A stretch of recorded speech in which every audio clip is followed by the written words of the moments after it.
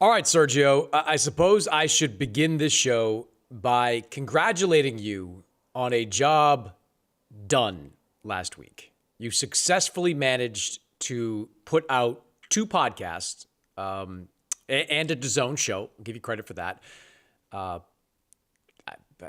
They were fine. They were fine. You did spend the first 10 minutes of the last episode talking about The Contender, which happened, 23 years ago? What was 20. it? 20 years ago? So not exactly a topical subject there, but I'll give it to you. You got Eric Raskin, good writer, joined the show. Todd Grisham, our friend, early in the week, joined the show, giving me at least a couple of days off to spend with my child. So I do appreciate that from you. Did you say topical? Isn't that what you like? Isn't that an ointment you apply on like injuries? Topical? Yes, topical is an ointment, but in this That's what context, you just said. You said yes, topical. but there's two. Oh, why am I doing this? What do we? You in words, right? Like on the DAZN show last weekend. Well, because you're the writer. So if I know. don't understand Topical, it, if something- I'm the casual here. You're the one that's supposed to actually make me want to listen to you. But when you use words that don't resonate with the average viewer, the average listener like myself, then I have to question it, Mannix. Sometimes you get it wrong too. You're not the best writer and you're not the best with words. I'll be honest with you. Okay. Topical is not a difficult word. Something is topical if it is a topic of conversation. If it is topical is timely. an ointment you apply on Yes. like nail fungus or something. Yeah, it's a topical ointment, something you've used a lot over your time. I'm sure about that. You also, on the DAZN show this past weekend, misused the word phalanx. You thought phalanx was a spear that the Greek... Yeah, I got that one wrong, but I wasn't too far off. A phalanx You were way off. is a line of Soldiers with a long spear. I got the long spear right, but it was called a sarissa or something like that. I had to look it up after. But yeah, I almost got it right. I think people understood what I was trying to say. It's a long sarissa. Sarissa? I don't know. I don't even want to go down that road. Yeah. But listen, man, Stockton was, I wish I could say it's a great city. I don't want to ever go back again. It scares the hell out of me. I'll be honest with you. Great fans, great turnout, but Stockton's scary, man. I was reading a book given to me by our broadcast partner, Corey Erdman, and even the book makes it kind of, that Fat City book. Even though it's a one of a kind town, and it's hard. I could see I grew up in East LA, man. It's the mean streets of East LA. Stockton scares me. Well, it was the first trip we've ever been on where I don't think you left the hotel except to go to and from the venue. They warned me. The locals warned me not to leave the hotel because it was going to be dangerous. So I'm like, I've heard too many bad stories and bad news in recent. I didn't go anywhere. I stayed in the hotel and I ate all the hotel food. So yeah, Stockton didn't treat me well. Yeah, drank all the hotel beer as well. All right, we got a lot to get into on the show. A lot of topics I want to touch on this week. We are going to talk about the card that we called this past weekend, headlined by Diego Pacheco's win over Kevin Sajo. I want to talk a little bit about the Usyk-Wilder fight, which is starting to gain some momentum, an update on Canelo Alvarez, his future. Want to get your thoughts on that. But we got to begin with the big news in the heavyweight division, which broke on Friday. Turki Al-Sheikh, through his outlet, Ring Magazine, announced an agreement for a 2-fight deal between Anthony Joshua and Tyson Fury that will conclude with a long-anticipated showdown between the two biggest British stars out there. Sergio, this fight has been percolating really since 2021 when both AJ and Fury were heavyweight title holders. A lot has changed since then. Fury has lost 2 straight now to Oleksandr Usyk, has not fought in 2025. AJ is 4-3 in his last 7 fights, most recently a knockout loss to Danny Dubois. I guess my question for you is this. Is AJ versus Fury still a mega fight in boxing? It's not a mega fight because both these guys are coming off losses and it doesn't have the same appeal, but it's still a popular fight. That's all that matters. It's still a super popular fight. People are going to sell and they're going to sell out an arena.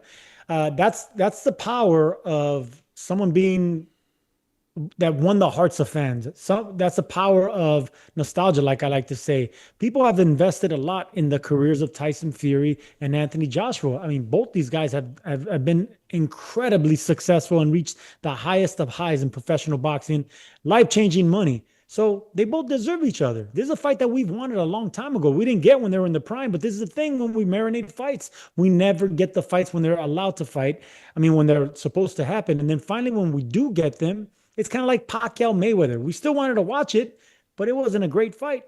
This is kind of like on that level. It's not going to be the best fighting the best. We know that's Oleksandr Usyk, but we still have intrigue. I still want to know what happens. Both these guys, Anthony Joshua's chinny. He's been dropped before. He's been knocked out before. Fury hasn't been really knocked out, hasn't really been beat up like that. So Anthony Joshua has a power to actually check him. So I'm interested. Yes, I think it's still a super fight. Not a mega fight. It's not going to be one of these fights that's going to sell crazy pay-per-views, but it's definitely going to be a popular fight. Well, I think it's still a mega fight in the UK. I think it still is a fight that will quickly sell out a Wembley Stadium. It is still a fight, you mentioned pay-per-views, that will zoom past 1 million pay-per-view buys in the UK. I think in the UK, these two guys are still so big that if they get in the ring summer, fall 2026, it's going to be a huge event over there. I think the difference between this fight happening now as opposed to in 2021 is that it's not as big a global event. Like in 2021, when Fury was coming off, I think it was at least one of those wins against Deontay Wilder. We were talking about this AJ fight.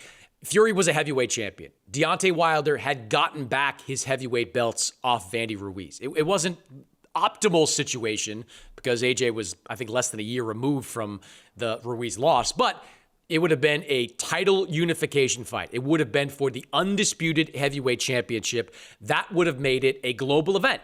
Now, neither one of these guys is a champion.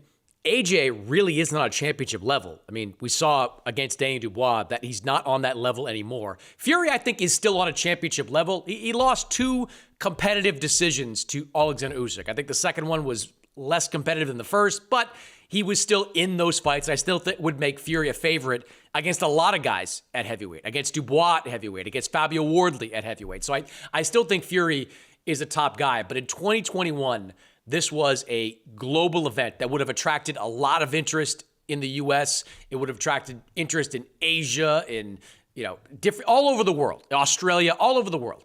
Now it's much more hyper local. It's much more of a British super fight than it is a global super fight. Do you agree with that?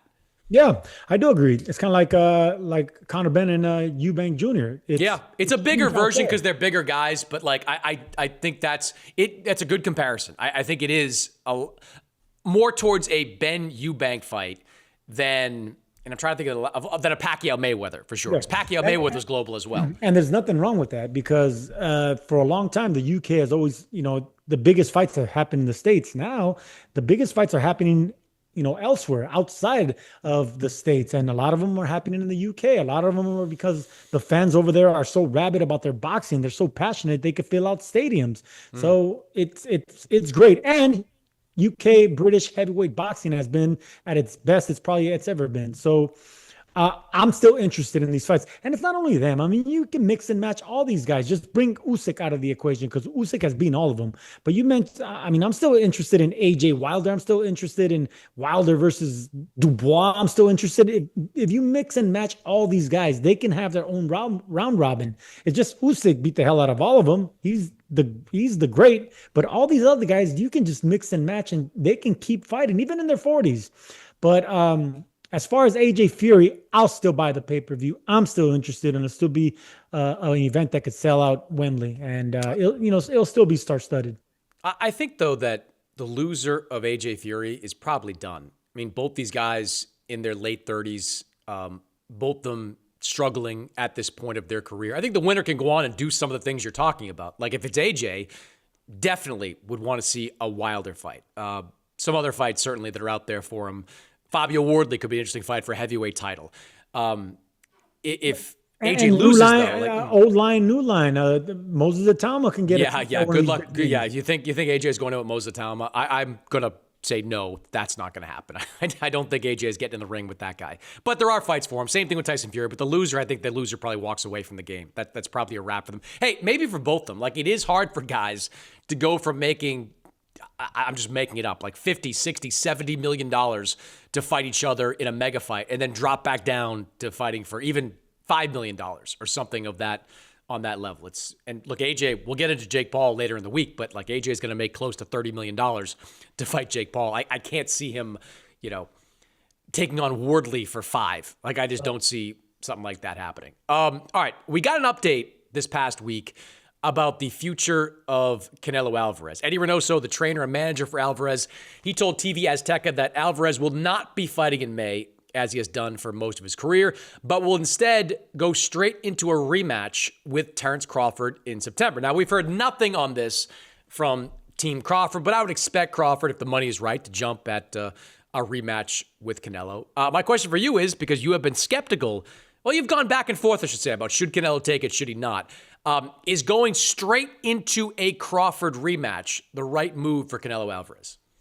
And I'm going to keep going back and forth about being skeptical because I don't think it's the right move. I understand why he's doing it. I'll explain that after I give you my opinion.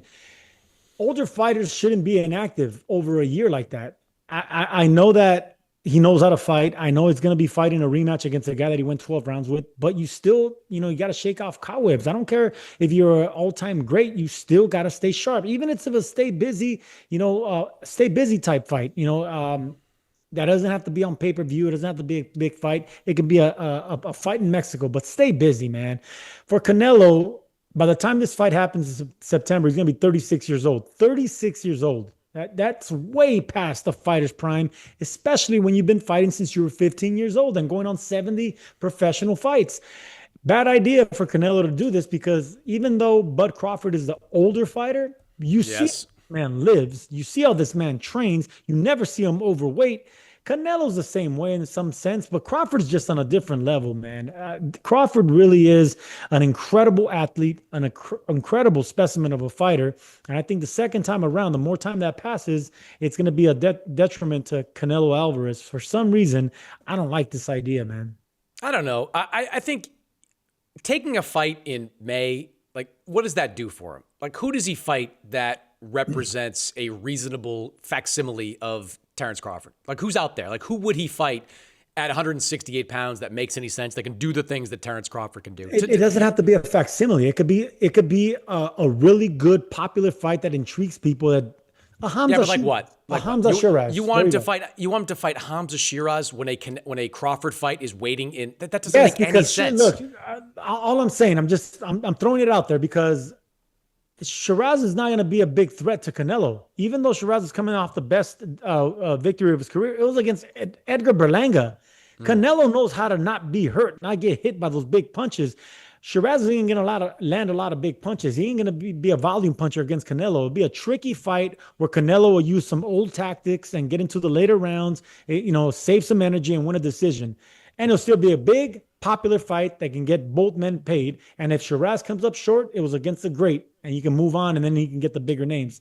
A name like that will make sense while we wait for September. That's what I think. Yeah, but the risk reward for that is way too high. Like, I agree that Shiraz right now is being overrated in the same way that he was underrated after the fight against Carlos Adames. Like, he wasn't as bad as he looked against Adames, and I don't think he's as good as he looked against Edgar Berlanga. That being said, like, I don't think you take the risk, man. Like, I don't know what the pot will be for a Netflix stream showdown against Terence Crawford in September, but it's a lot more probably than what he could get even from Turkey to fight Hamza Shiraz. Like, it just doesn't make any sense. And look, activity, he doesn't need more activity. I mean, how many rounds has this guy fought? How many fights has this guy been in? Like, there's a lot of miles on those tires for Canelo Alvarez. A long rest might do him good. Look, the bottom line with Canelo to me is, can he get that fire in his belly once again? Like, can he get more motivated than he was going into the Crawford fight the first time? Like, going into that Crawford fight, he believed he was going to roll. He believed Crawford was this 147, one-time 154, who has struggled a bit with Israel Madrimov and didn't work as hard as he needed to. That is just a fact. I was around that guy during parts of his training camp. It was very just kind of business as usual, not what it should have been going up against the fighter of the caliber of Terence Crawford. Like, to me, Canelo Alvarez right now is at that inflection point that Rocky Balboa was at after Clubber Lang beat him. Like, Clubber Lang beats up Rocky Balboa, and Rocky has to decide, what do I want? Who am I? Well, what do I have to do? What change do I have to make? How do I get that hunger back inside of me? He did it in the fictional universe of Rocky. Can Canelo do it? That's the thing. I think Canelo's talents, look, I still think he has the talent to come up with the right game plan, land the right shots, and beat Terence Crawford. I think he's still good enough to do that, especially given the weight class it's going to be in. But I think it's all about fire. Bud Crawford wanted that, man. Bud Crawford was calling for Canelo from like the moment he knocked out Errol Spence. That was the fight he was targeting. Canelo Alvarez, he just wanted the payday that came with Bud Crawford. He thought he would roll. Can he get back that fire, Sergio? That, to me, is the big question. No, he can't, because his body won't let him. I don't care how hungry Canelo's going to be. His body just won't let him. He's just ridden with injury after injury, from his elbows to his knees to the surgeries that he's had. I'm sure he has hand issues. The hunger is the last thing to come, because the hunger, if you lose a fight and you're such a prideful fighter like Canelo is, you'll get that hunger back out of embarrassment. All right, you want to prove yourself and your fans that you still have it, but your body's the one that's going to betray you. That's what happens with older champions and older fighters. That's the reason they end up, losing the last couple of fights of their career, because they can't blame it on a bad night anymore. When you have 2, 3, 4 losses in a row, or 4 bad performances towards the end of your career, that's when it's time to just call it a career before boxing retires you, which is what happens to fighters, great fighters especially. If Canelo's not careful, he'll be another name on the list of great fighters where boxing retires them, meaning he gets beat up pretty badly in his last fight, or doesn't even come off the stool or out of the corner like we've seen a lot of greats. That's a rite of passage for great fighters. I wouldn't be mad if Canelo decides to do that out of Mexican pride and machismo. I just don't advise it. And when it comes to Crawford, he already got a taste of him 12 rounds. You could tell that the power didn't bother him, all right? The foot speed, Canelo's never had foot speed. If he plans to beat Bud Crawford, he's going to need to work on his feet. At this age, at this point of his career, he's not going to work on foot drills and being fast-footed and using angles and speed. And no, Canelo's never been that. That's why he'll never beat Crawford. Power's not enough, and I don't think experience is enough. This is not a good fight for Canelo, especially being out of the ring over a year. I agree that Canelo's not going to be able to reinvent himself like Rocky did. Like Rocky reinvented himself in the model of... that Rocky analogy and that Rocky movie has gotten a lot of people hurt. Not only boxers, just a lot of people that think that's a movie, all right? No way in a million years a club fighter with a dozen losses is going to come and beat an Apollo Creed. That's fiction. It'll never happen. And people... Hey, whoa. Cinderella, man. It happened in real life in Cinderella, man. Jimmy Braddock when had did a that whole happen? bunch of losses. That happened 200 years ago or something. It was in 200 years ago. Do you ever pick up a history book? It's during the Great Depression, yes. In 1929, I know when that happened.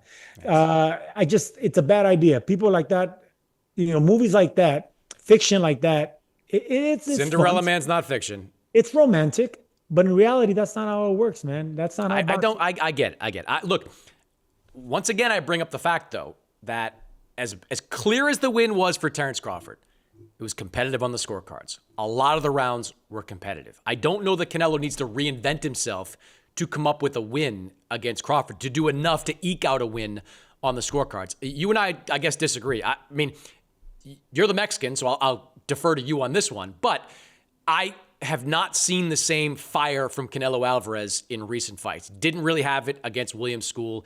Didn't really have it against Edgar Berlanga. Didn't really have it against Jaime Munguia. Still to this day, I say held up Jaime Munguia and let him finish the damn fight.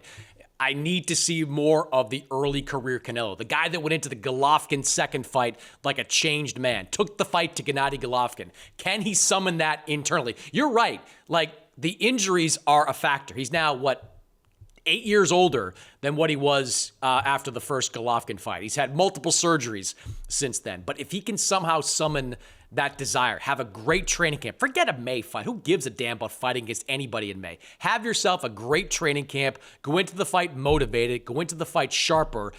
And I think it's competitive. I'd still make Crawford the favorite. He was the winner the first time. I make him the favorite the second time. But I think Canelo can do it. It's not an impossible task for Canelo Alvarez. It's just not going to happen with hunger. If a fighter can't motivate himself by his own, he's gone. So we've seen Canelo come up short before, and we've seen him come back and do great things. But father time is Yeah, but undefeated, like you you just said. said that you think that like the Mexican machismo will kick in, like that he's going to have that hunger. I'm not so sure, is what I'm saying. Yeah, there's a flip side to that machismo and ignorance too. When you go too many times thinking that you can beat, the odds, and the odds end up whooping the bejesus out of you. So there's a flip side to that. Look, every great gets their butt kicked towards the end. That's what made them great. That ignorance, thinking that they have one more win under their belt. Canelo is headed in that direction. I don't see any kind of flashes of greatness from Canelo, and he hasn't got any knockouts in who knows how long because he doesn't carry the power. He doesn't have the motivation. He doesn't carry the power. He's never had the foot speed, and now the fact that he's so much older and so much wear and tear, he doesn't even have the upper body movement that he used to have. So he's an old shell of himself. People just want to keep watching him because he's a star.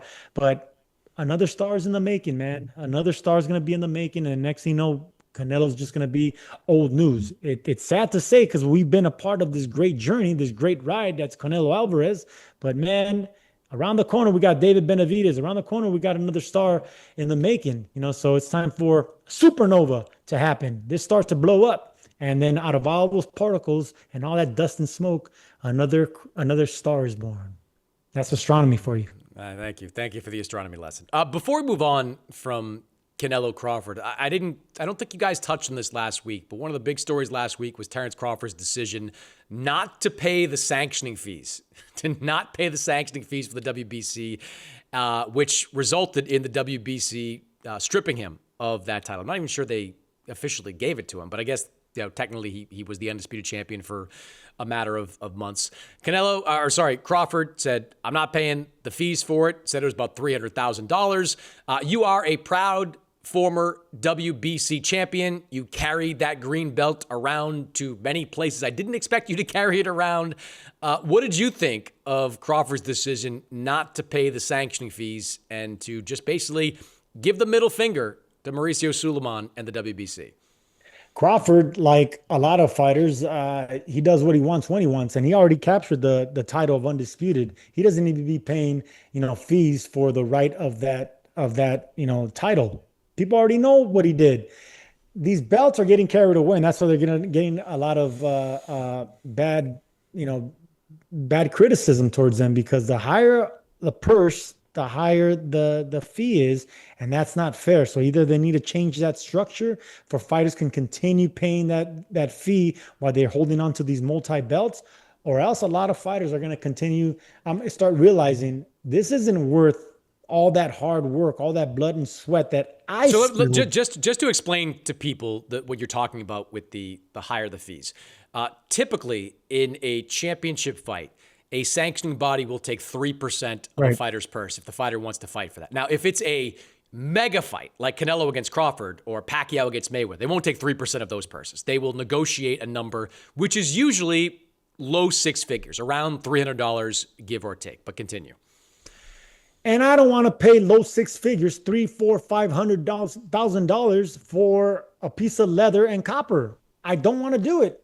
I mean, if you look at how many belts have been won by all these fighters, from Crawford to Mayweather Jr. to Oscar De La Hoya to Canelo, every great, they had to keep paying those fees because they want that hardware. But towards the end of their career, I bet if you ask every single one of them about those fees, they had to renegotiate those fees, or they had to actually let those belts go because it's not worth it anymore. You're already the man. You're already the champion, the undisputed guy. You're the guy making all the big money. The belts are the last thing you want.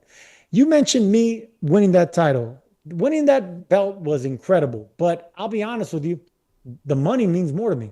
At this point in my career, if I had multi-belt, I would do the exact same thing too. I would stand up for boxers and against the union. I would go against the union of sanctioning belts. And I'm saying, no, either you drop that fee or I'm letting go of the belt. And if you have a name like Crawford, if you have a name like Mayweather Jr., if you have a name anybody like that, other fighters are going to follow you. They're going to follow track. And it's not the fact that another belt is going to come and steal the show and steal the day. That's not going to happen. It's going to take one person brave enough to say, I'm standing up for this. Either they lower the cost or I'm not paying it. Some restructuring needs to happen here because I get what Crawford's doing. Yeah. it's different though in each situation. Like for you, yes, you're paying a sanctioning fee for the WBC belt. You also, I'm assuming, paid it to defend that title. Yeah. But that belt is currency for a fighter like you. Like retaining that belt would have meant more money down the line. You would make more money as a world champion than you were as a non-champion. I agree that fighters like Canelo and Crawford, let's just use them as the example. Like, if they get this rematch over the line, it should not be for a recognized title. Like, neither one of them should pay a nickel to the WBO, the WBA, the IBF, the 3 belts that Crawford still has. Do not pay a damn nickel for it. You don't need it. Undisputed will not be on the line. One of the belts is already gone. Who cares if you're Canelo and Crawford and you're fighting for the unified super middleweight champion? Just fight for the ring belt, and that's really all you need to worry about. So it is a little bit different. I will say this, though, and I hate being in a position to defend sanctioning bodies because I think what they do and what they represent is everything that's wrong with boxing. And even now, when they're under a lot of heat and a lot of pressure from the arrival of Zuffa Boxing and its belt and all the things it's doing, they just continue to act worse and worse. They ramp up the number of interim titles. The fight we called this past weekend, how many interim titles were on the line? Sky Nicholson fought for an interim WBC title. The champion is Ellie Scottney. She's active. She's fighting again in January. What are we talking about? Why are you making interim titles when there are active champions out there fighting? So I hate defending them, is what I'm saying. But Crawford wanted to be known as a 3-division undisputed champion. So that's why he let the WBC believe that he was going to pay that sanctioning fee. Now, this was strategic from Terence Crawford. Like, Terence Crawford and his team knew exactly what they were going to do in this moment. Because ordinarily, and this may have happened to you, I know Matchroom does this, other promoters do this, ordinarily, when you're fighting for a title that has a sanctioning fee attached to it, the promoter will take that money out of your purse before. It's not like you get the money and you have to pay it down the line. The promoter will pay it for you out of the purse that you are ultimately going to get. Crawford didn't do that. Crawford knew that this money the WBC wanted, the $300,000, he says, he didn't want to pay it. So this was all set up so Crawford could have this showdown with the WBC in December, exactly like he did. So the problem though is like you didn't have to fight for that title. Like, he wanted to be undisputed. If you want that WBC belt, to me, either negotiate a better number or pay the price or don't do it, right? Like, in this way, Crawford, I think, wanted to have his cake and eat it too. He wanted to be known as the undisputed super middleweight champion, but he didn't want to pay the cost for ultimately being that. Yeah, but he's already in the history books as a 3-division undisputed champion. So that's it now. Well, no, I'm saying for the last one, like not paying, he would not be undisputed if he had said, I'm not paying the WBC sanctioning fee, I'm not doing it. So well, then it's a fighter turning the tables on the power structure. Finally a fighter has enough, leverage to turn everything against the powers that be, against the commissions, against the sanctioning bodies, against the promoters. I mean, this man, did something incredibly great, all-time great. So it's up to him to be the first one to say, I'm going to stand up for the voiceless. I'm not going to do this because I don't think it's right. I don't think they should be getting paid that much money when I spilled all the blood and I did all the hard work for years and years and years and years. Yes, I've always wanted those belts, but I've been there, done that. Now it's time for something else to happen. And I'm glad that, fighters like Crawford, and it's not only Crawford, there's been other fighters that have stood up to this, but they weren't as popular as Crawford. They didn't have the voice as Crawford.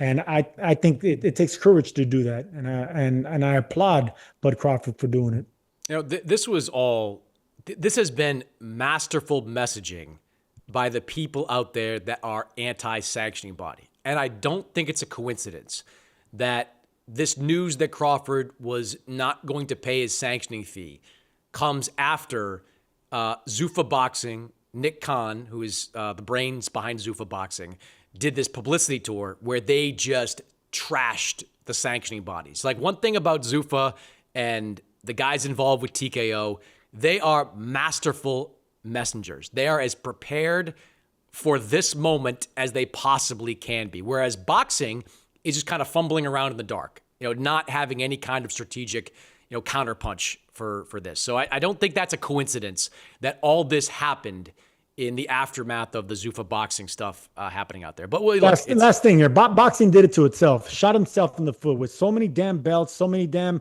extensions of one belt. They did it to themselves. So now you reap what you sow. Yeah, I agree with that. No question about that. All right, early this month, we had some reporting that Oleksandr Usyk, the unified heavyweight champion, was targeting a showdown with former heavyweight title holder Deontay Wilder. Wilder was in Dubai this week for the IBA event. Pulev versus Gassiev. Drew a lot of stars there. I wonder why. And had this to say about the talks with Oleksandr Usyk. We're in negotiations right now. Negotiations are going very well.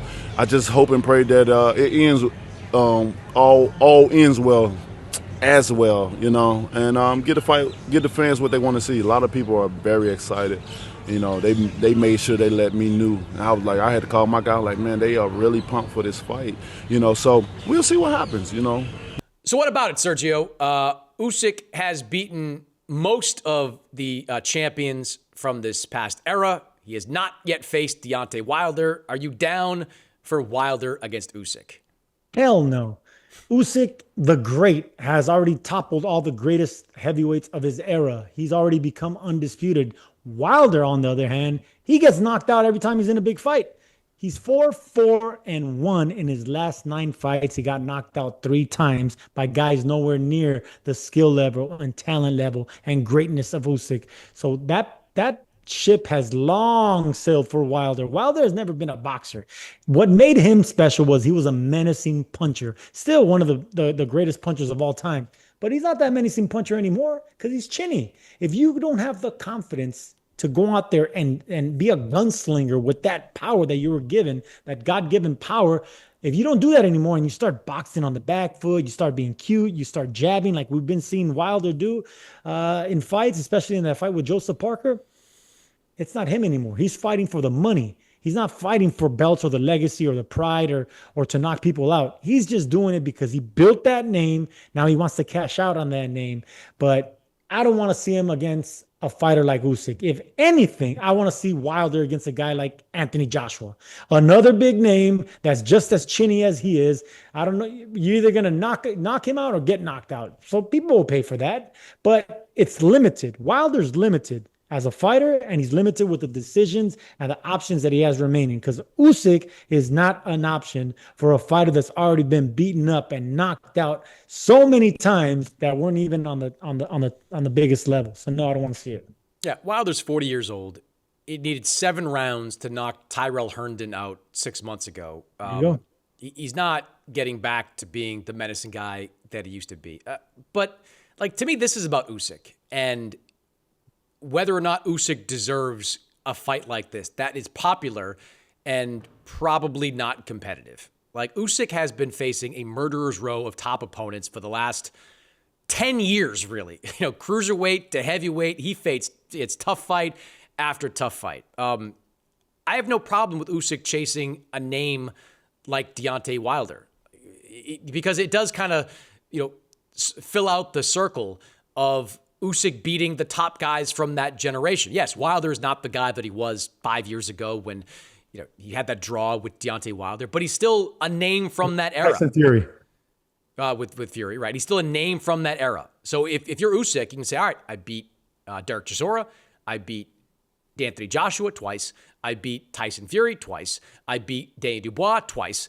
Why not take on a guy like Deontay Wilder? Look, I think if Joseph Parker had beaten Fabio Wardley, that would have been the fight because Joseph Parker is a former champion from that era. He lost his belts to Anthony Joshua all those years ago. So I have no problem with it from Usyk's perspective. I just warn people to not believe it's going to be competitive because there's nothing we've seen from Wilder over the last few years that makes you believe he can withstand the pressure from Usyk. Usyk's also older, 38, soon to be 39, but based on what we saw against Dubois, he's still very much not in his prime, but certainly in some of his best years. And I think the pressure he's going to put on Wilder is going to be relentless, and I think he stops him too. So as long as you go into it not understanding that like it is what it is. It's a top pound for pound guy against a long faded former champion. If you go into it with that mindset, the fight's fine. If you're demanding Oleksandr Usyk be in a competitive fight, this is not going to be it. It's not. When a scary puncher loses his aura, and by losing, I mean when he gets his butt kicked and people realize how vulnerable he's always been, and then you see him get chinned again by another opponent. Kind of like Mike Tyson. When Mike Tyson got knocked out by Buster Douglas, it wasn't the first time or the last time he got knocked out, but people still tuned in. He was still popular. He kind of wanted to reinvent himself. He kind of wanted to do a bunch of stuff. But ultimately, once a better fighter went up there, he lost fights. Evander Holyfield, and then towards the end, bums were knocking him out. The exact same thing is going to happen to Deontay Wilder. And I don't think Usyk should get in there with a fighter that's already been knocked out so many times just to complete the foursome of names, or all the heavyweights of his era. He's already been conquered, so you're not going to get no credit for conquering guy that's already been conquered more than once. Yeah, but what does he need credit for? Like he's a first ballot Hall of Famer and okay, well, then one of why the great big men are ever. we even talking about this? Because there's a pile of money in it. First of all, Wilder doesn't deserve a fight with Usyk. That's one. Two, stylistically, Usyk will embarrass Deontay Wilder. And three, Wilder's not the power puncher anymore. If he was knocking out guys on the comeback like he was when he was younger, then I'll say, yeah, why not? One punch can change a fight. There's going to be a huge 6'8", a power puncher that only one punch can change a fight. But we don't have that guy anymore. Deontay Wilder's the shell of himself. It's yeah, but PTSD. You're still looking at this from the perspective of a pure boxing situation. That's not it. It's about popularity. And we have this discussion all the time here on the show. Like popularity. All right, and those guys aren't even as popular as you think. Yes, but Wilder is still the most marketable opponent out there that Oleksandr Usyk has not faced. He's more marketable than Fabio Wardley. He's more marketable right now than Mo Zatauma. He is still a name. And look, maybe he takes one fight in between because he's only got one win since that last loss, the loss to Zhang. But even if he doesn't, he still is a name. This is about Usyk just getting another name on his resume. It's not about him facing the best. He doesn't have to face the best. There is no the best left. There's nobody out there for him to face. That's a great line. Do you really want him to go face Fabio Wardley? Is that really going to tell you something about Usyk? Do we really need to see Usyk against 21-year-old Mo Zatauma? Like, no, you don't. You want to see him. The title of your article, there is no best left. And then you write an article about Usyk. That's great right there, Mannix, because then you can make that silly case that you're trying to make for Wilder deserving this opportunity. I didn't say deserve. No, the word deserve never came out of my mouth. It's not about deserve. Right, okay. No, deserve's got nothing to do with it. Popularity level. While it'll sell and whatever.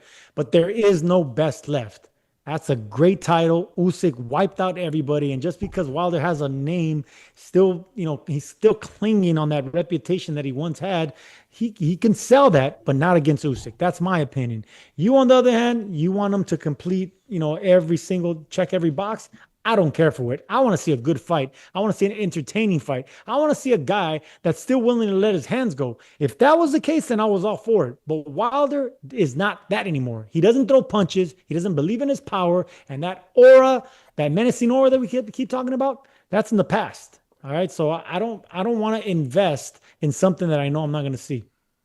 All right. Well, if you're Usyk, it's a money fight. Clearly the Saudis are interested, which is really all that matters, because if they want Deontay Wilder, Usyk's going to get a big, fat, 8-figure payday out of it. So I'm fine with it. I think it's probably going to happen, and we're going to get that fight some point middle of this year. All right, let's talk about the fight card that we were at this past weekend. Diego Pacheco headlining the show, taking on Kevin Lele Sajo, two undefeated super middleweights. Diego Pacheco, of course, the young prospect turned contender, groomed by Matchroom since he was 17 years old to win a world championship. Kevin Lele Sajo, 35 years old, boxing vagabond, never had a major promoter, fought in many different countries.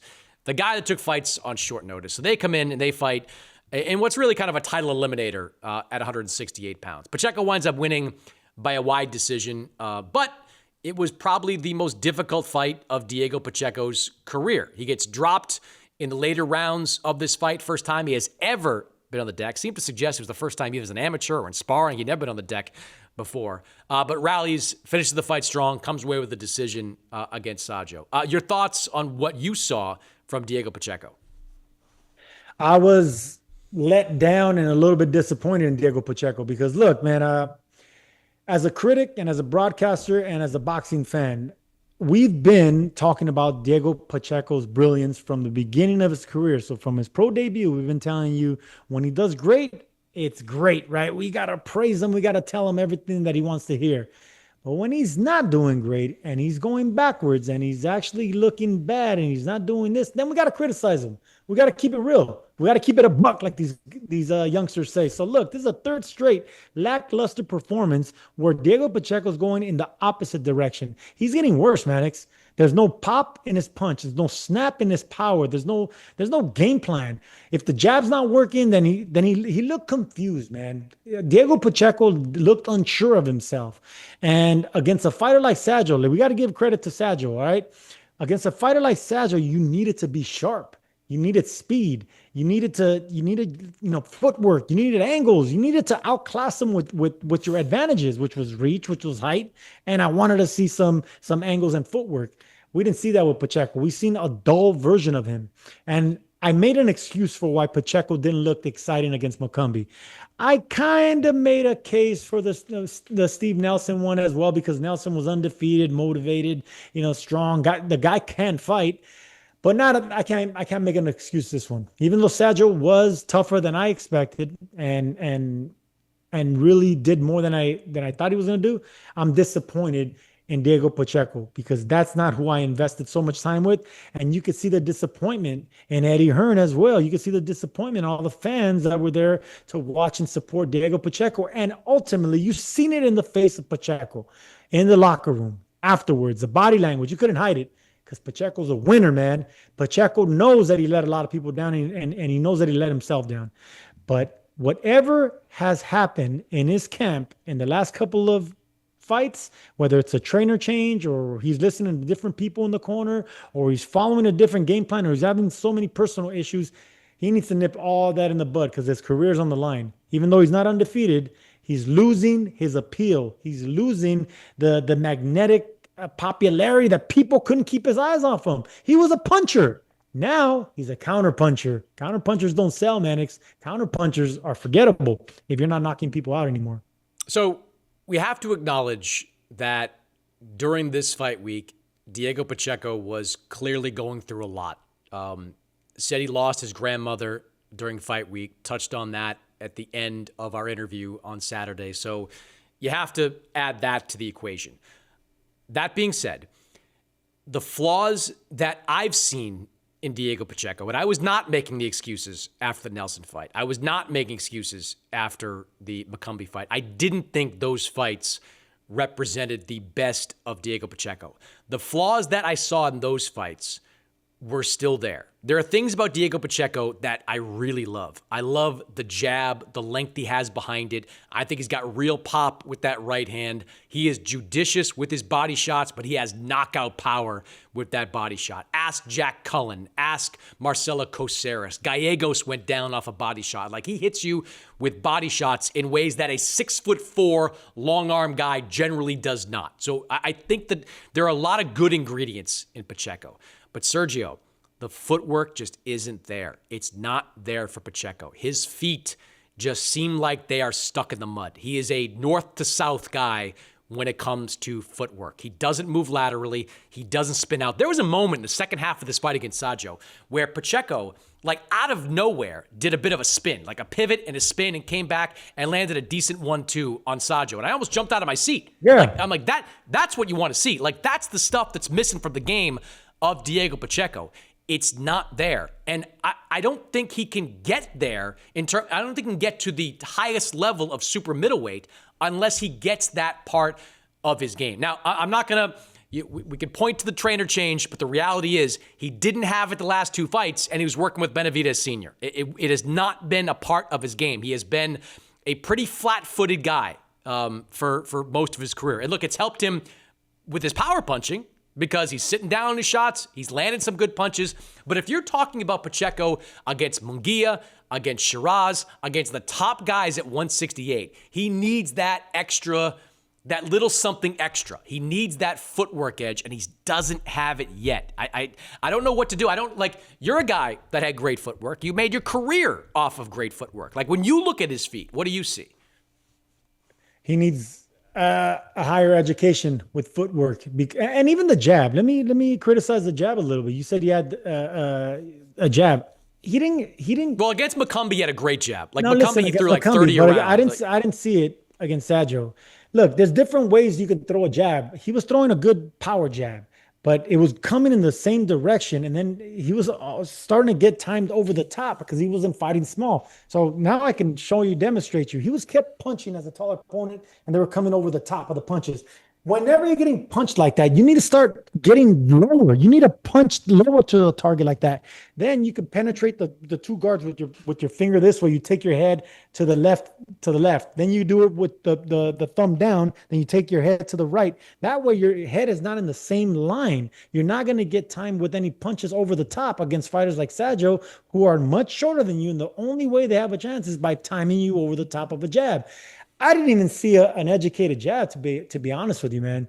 If Diego Pacheco wants to get great, he's going to need an educated jab. He needs to start watching, Larry Holmes, the way he alternated speed and jabs, how he touched you, and then popped you, and then he set everything else up. I wasn't impressed with Diego Pacheco, and now that you come to the footwork, that's another headache. There's so many things you can do with footwork. Footwork is not just moving. It's not just positioning. It's setting your opponent up to where you want them to be, for you can land the power punches that you want to land. And you can do that by shifting, by subtly, putting your foot on the opposite side of his foot, getting down, pivoting, popping them, coming back, and you do it left and right. And then you can move. And then there's so many things you can do with footwork. And he just doesn't have any of it. So he's going to have to get with somebody that knows defense, that knows footwork, and that masters a jab. That's what Diego Pacheco needs moving forward, or I don't even see him becoming champion anymore. Can I just touch on the jab? Because the jab against Nelson was pretty good. The jab against McCumbee was great. I thought in the first 5 rounds of this fight against Sajo, the jab was pretty good. Like, he kept Sajo off him for the first half of the fight. But then he didn't alternate it. That's my point. Well, I think he ran out of gas, if we're being honest. Sajo has a limitless gas tank. He is indefatigable out there. He is going to come at you for the duration of a fight, whether it's 8 rounds, 10 rounds, 12 rounds, 15 rounds. Kevin Sajo is going to keep coming. And Pacheco I'm curious, what I want to know is, who did they bring in for sparring partners? If you were just sparring regular 168s, that's a mistake. You should have had, 147 guys. You should have asked Sean Porter to fly in from Vegas and fight that way. Sean Porter would have been a great sparring partner for Diego Pacheco. Kevin Sajo's 5'8". I don't know how tall Porter is, but he's probably right around there. He would have been a tremendous sparring partner for Pacheco. So I want to know who they brought in, and because he just didn't have the stamina in the second half of the fight. Good late surge after he got off the deck. He won those last 2 rounds clean, and that was, I thought, big for him. But in the middle rounds, Sajo was able to get into the fight, land that knockdown punch, and do some good things, in part because Pacheco's gas tank wasn't all the way there. But you and I, look, he does need to get overall better with the jab. That is an area of his game that should improve. But to me, it's all about the footwork. His feet are just stuck in the mud so often out there, and he's too talented to have that be a fatal flaw in him. Look, he's only 24. A lot of runway here. A lot of room for him to improve. I know we're talking about big fights for him. I'm going to get to that in a second, but he's still a growing fighter if he can just figure out the footwork part. You don't have to become Lomachenko or Bam Rodriguez, but just become a little more nimble with the feet, the ability to step to the side, pivot. I'm telling you, I got to find that moment where he did that pivot. I think you remember, because I think I did say something on the air. He does a quick spin pivot, and Sajo went it was like a matador. Sajo went right by him. That's the move you got to make. It was a simple move, and we did point it out. And we didn't expect him to do it. Sajo didn't even expect him to do it, but he didn't capitalize off it. But it was a simple move that every fighter does in the gym. Pacheco just needs to the jab, right? Alternate the speed of the jab, the footwork, of course, but then upper body movement too. So these are all things that come from foundation. Even the jab comes from your feet. Everything is based from the lower body. And if Pacheco is only concentrating on big punches and a big right hand, and he's falling behind on the footwork, he's not going to hang with the elite. That's just the way it is. So he needs to make some changes. This is the third straight lackluster performance, and people are starting to question, is Diego Pacheco really that guy? Can we really make him the next star? Or did we already see the peak of Diego Pacheco? All right. Speaking of that, Pacheco is in line for a big fight. Turki Al-Sheikh, who is making good use of the Ring Magazine Twitter account, put it out there that Riyadh season wants to make Pacheco against Hamza Shiraz in February. Now, putting aside the Shiraz matchup, if I'm Pacheco and I just went 12 hard rounds with Kevin Sajo, I am not turning around in February and fighting. I don't know, do you agree with that? I think fighting in February is a mistake for Pacheco. I think he needs at least another month before you even consider getting back in the ring.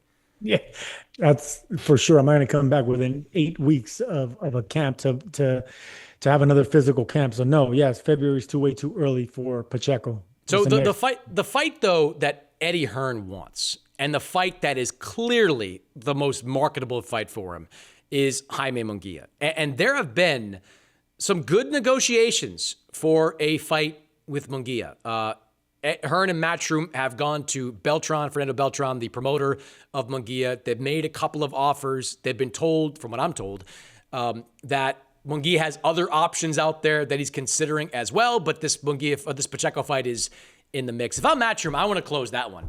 I want to close that fight because Diego Pacheco, look, he's fighting in small arenas in Las Vegas. He's fighting in Stockton where he's not really the draw. He's got to get back to Los Angeles, man.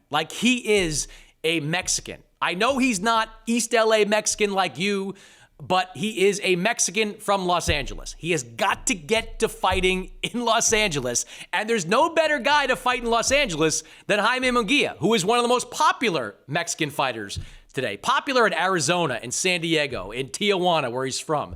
You put Pacheco against Munguia in Los Angeles, you could, at a minimum, sell out the Kia Forum. You could do the War Grounds if you wanted to do it later in the year. You could even try to do it at Crypto.com Arena, which would be a big get for Diego Pacheco. That, to me, is the one I'm focused on if I'm Team Pacheco. All those arenas, Mannix, Crypto, Honda Center, the Forum. No, LA, Honda Center's out there. Don't know. Intuit Dome, I think, is one other one. I try that. Why not the Honda Center? We saw what Anaheim. What Rocha did with Curiel. I mean, he's an LA fighter. Look at what Chavez Jr. did when he fought Jake Paul. All I'm saying he's not an LA fighter. It's right outside LA, but all right. LA Mexican fighting in LA. We need that to happen, man. You can't be nipping around the fringes, fighting in Texas and Vegas and Stockton. You got to be in Los Angeles. I hear you, but all I'm saying is, it doesn't have to be that one venue. But I agree, Munguia's the way to go because Munguia's going to be right in front of you. He's going to be like Sajo, only, less upper body movement, and he's more easy to hit. And Munguia has been knocked out before. So Pacheco, and he needs to be motivated. Diego Pacheco needs to be motivated. He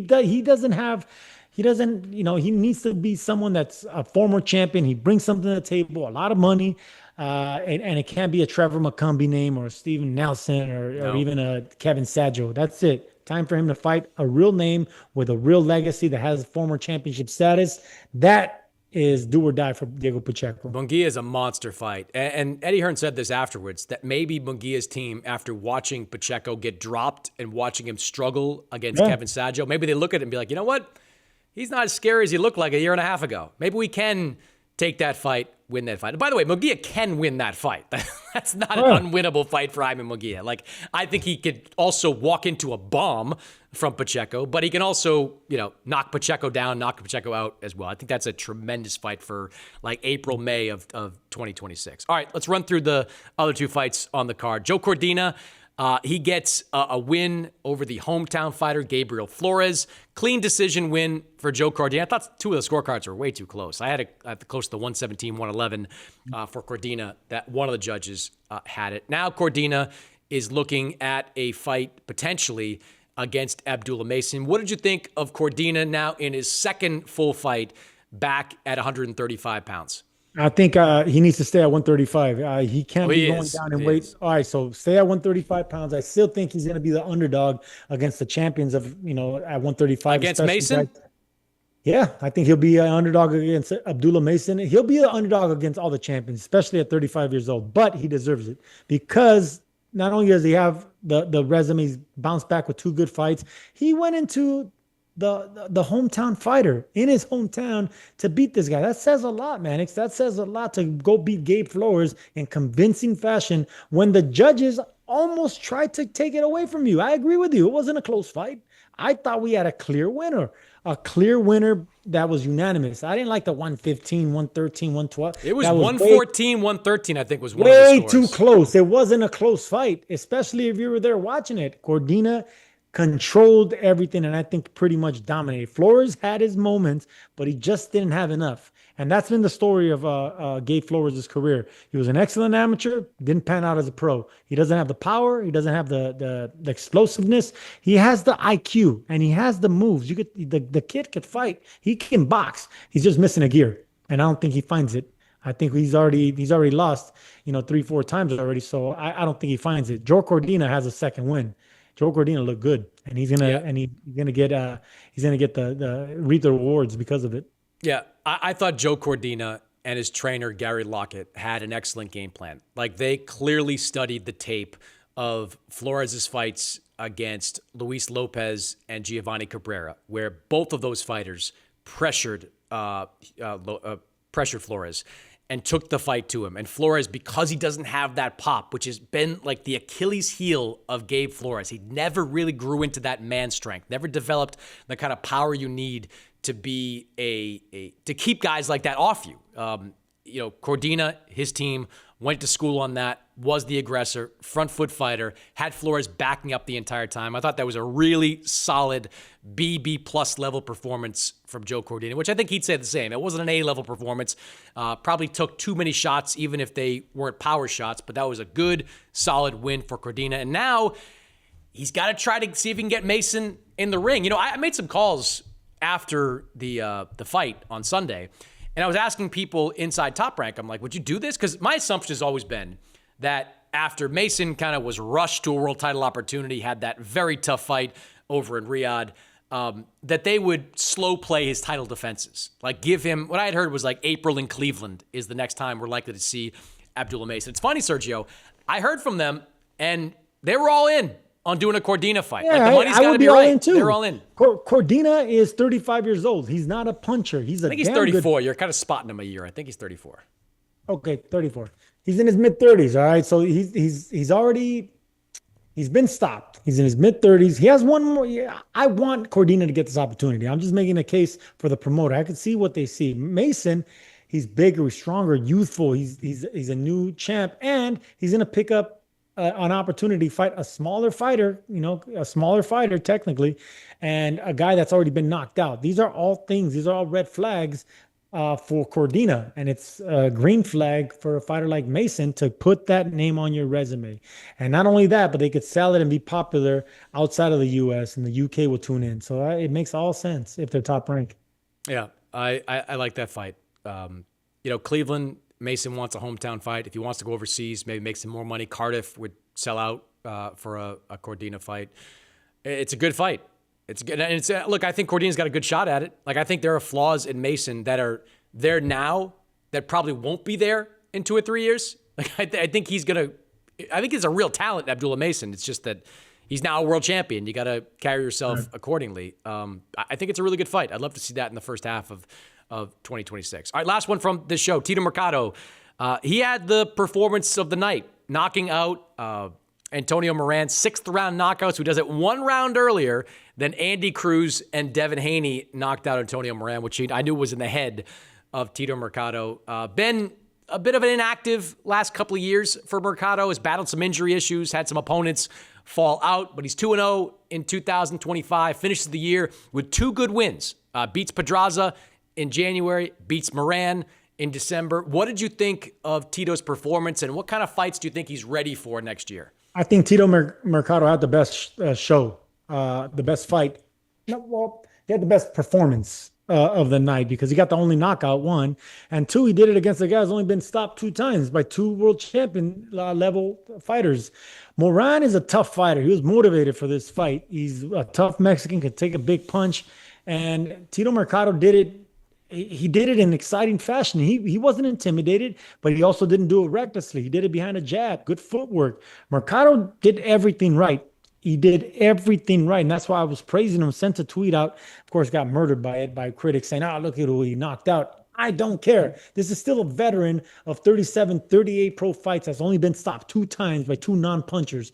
This is a serious statement that Mercado made. And I'm glad that he did that because Matchroom didn't get the statement from Diego Pacheco, but they got it with Tito Mercado. So as long as they're still winning, as long as they're still investing in their product and winning with their product, it was a success. Mercado had a successful debut for Matchroom, and all eyes were on him. And I think moving forward, I mean, pick a name at 140. He's willing to fight all the big names. Yeah, so I don't. To me, we're not there yet with Mercado. I don't think it was flawless. I do think there are some skills he needs to polish up, some things he needs to do to improve.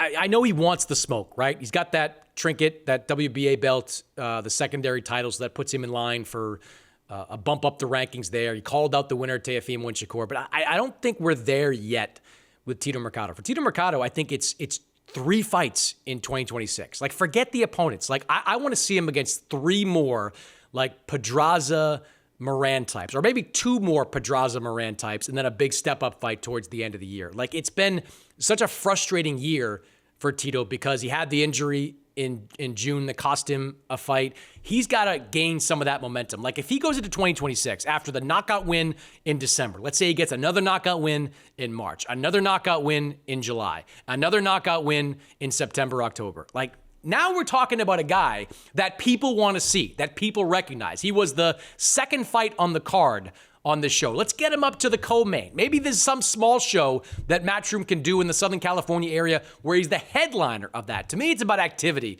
with Tito Mercado. He was active early in his career, picked up a bunch of knockouts. That's how he popped on the radar of a lot of people in boxing. I want to see some activity from him again. Don't worry about the champions at 140 right now. Don't worry about Hitchens or Russell or the winner of Teofimo against Shakur. Just go out there and be active. Climb the rankings. Put yourself in the top 5 in all 3. And I'm telling you, because of his style, he is going to be popular. He is going to be a sought-after fighter for networks like DAZN to have as the top of a bill somewhere in probably California. No, I agree. He's young, he's good looking, he's well spoken, and he knocks everyone out. I think a good matchup for him will be a former champion, like a Liam Paro type. Someone that has worked with the zone, someone that is a damn good boxer, someone that's not going to stand in front of a Mercado. Tito's going to have to do some searching, some tracking down, some pinning him down. A fight like that. But there's a lot of former champions that he could pick from, but I think Mercado's ceiling is really high. Matchroom really needs to invest in this kid because he's something special. He can be the next great thing out of Pomona, like Shane Mosley. So Mercado has a lot of goods, man. He has a lot of things going for him, but the main thing he has is discipline and hunger. Those are things that you can't teach, man. Like we said this with Ryan Garcia. He had the hooks and the looks, but we know he doesn't have the hunger. We know that he doesn't have the discipline. He doesn't have it. To be a world caliber fighter. Mercado has it. That's why he has so much success as an amateur. That's why he's won so many national titles. That's why him and the chemistry that he has with his father and the inner city. The dude is the goods, and he wants it. And now he's going to get the opportunity to get it. So I'm happy for him. There's a ton of guys at 140 that make sense. Just looking at some of the rankings right now, like how about Tito Mercado in the first quarter against an Elvis Rodriguez or a Jermaine Ortiz? How about Tito Mercado against Kenneth Sims in the middle of next year? Another good name. And how about this, Serge? How about you finish the year with Tito Mercado against Oscar Duarte at 140? Yes. Like, how about that? Who wouldn't want to see that? That is a banger in Southern California. Banger. Mexican versus the Pomona kid. Stay busy, Mannix. That's all I'm saying. Stay busy with names like that. Fringe contenders, top contenders, and then once you keep knocking these guys out, That's how you build a star, and you do it not only in the Pomona area, you can do it around the areas right there with Toyota Center, and then you can start putting them closer to LA where he can get a bigger following. But the kid he's gonna have the following. He speaks Spanish, he's a Latino, mixed ethnicities, he has the power, man. I'm really excited about this kid. I really am. All right. Well, I'm excited to be back in the chair once again and to take the reins from Sergio Mora, who did your best attempt at hosting over this past week, Sergio. Listen, man, I got placed in the big chair, and I'm not the type of guy that's gonna quiver away. All right, I stood up for the challenge. It's not my spot, but I just let you know that if you fall asleep at the wheel, I can take over. Yes, and if you want 10 minutes of contender talk, I encourage you to listen back to Friday's episode. The Fighter and the Rider with Mora and Raskin.